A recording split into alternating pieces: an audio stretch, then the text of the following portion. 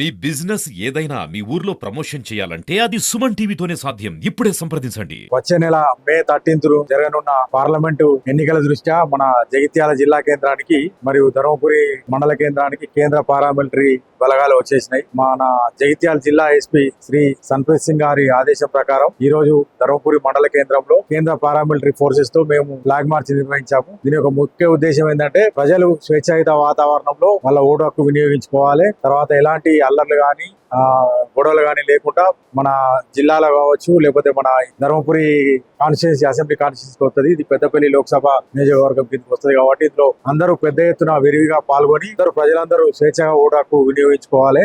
మరియు ఈ paramilitary forces కి ఉద్దేశం ఏంటంటే ఈ ఫ్లాగ్ మార్చ్ ద్వారా ఎంతమంది బలగాలు వచ్చినాయి ఏంటంటే ప్రజలకు ఒక భరోసా ఇవ్వడానికి ఈ ఫ్లాగ్ మార్చ్ నిర్వహించడం జరిగింది.